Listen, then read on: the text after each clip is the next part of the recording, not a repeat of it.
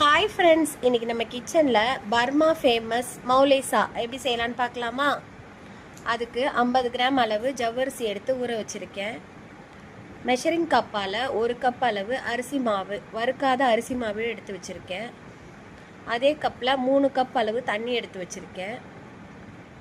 இங்கே ஒரு சாஸ் பேனில் ஜவ்வரிசி வேக தேவையான அளவு தண்ணி சூடு பண்ண வச்சுருக்கேன். சைடில் ஒரு பவுலில் நம்ம எடுத்து வச்சுருந்த அரிசி மாவு, 2 டேபிள் ஸ்பூன் கார்ன்ஃப்ளவர், கொஞ்சமாக சால்ட் சேர்த்து மிக்ஸ் பண்ணிக்கிறேன். எடுத்து வச்சுருந்த தண்ணியை கொஞ்சம் கொஞ்சமாக ஊற்றி கட்டிகள் இல்லாமல் கரைச்சி எடுத்து வச்சுக்கலாம். இந்த கன்சிஸ்டன்சி வரட்டும்.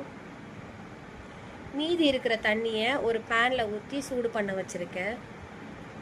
இப்போ ஜவ்வரிசி தண்ணி சூடாயிடுச்சு. ஜவ்வரிசி ஆட் பண்ணிக்கலாம். நம்ம வச்ச தண்ணி இந்த அளவு சூடு வந்ததுக்கப்புறம் கரைச்சி வச்சுருந்த அரிசி மாவை கொஞ்சம் கொஞ்சமாக ஆட் பண்ணி மிக்ஸ் பண்ணிக்கலாம். கட்டிகள் எதுவும் வரக்கூடாது. கட்டிகள் இல்லாமல் நல்லா மிக்ஸ் பண்ணி எடுத்துக்கலாம். ஒரு 3-4 நிமிஷம் வேகட்டும். அடுப்பு சிம்லேயே தான் இருக்கணும். 2 பவுலில் ஐஸ் வாட்டர் எடுத்து வச்சுருக்கேன். ரொம்ப கோல்டாக இருக்கணும் தண்ணி. அதில் ஒரு பவுலை எடுத்து இப்போ நம்ம யூஸ் பண்ணிக்கலாம். ஒரு ஜல்லி கரண்டி, ஒரு ஃப்ளாட்டான கரண்டி எடுத்துக்கணும். அந்த ஃப்ளாட்டான கரண்டியில் ஜல்லி கரண்டியில் மாவை வச்சு ப்ரெஸ் பண்ணி விடலாம். அழகாக கீழே நூடுல்ஸ் மாதிரி வந்துடும்.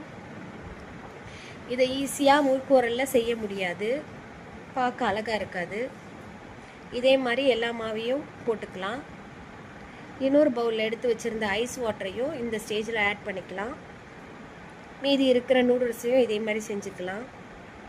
நம்மளோட ஜவ்வரிசியும் வெந்துருச்சு. ஒரு பவுலில் வடிகட்டி எடுத்து வச்சுக்கலாம்.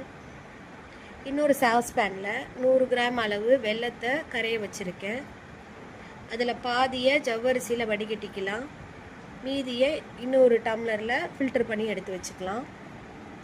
இப்போ ரெடியான நூடுல்ஸை ஒரு பெரிய பவுலில் வடிகட்டி எடுத்து வச்சுக்கிறேன்.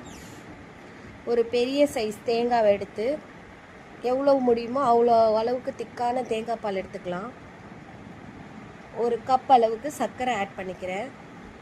கொஞ்சமாக சால்ட்டும் போட்டு கரைச்சி எடுத்துக்கலாம். இப்போது அசம்பிள் பண்ணிடலாம்.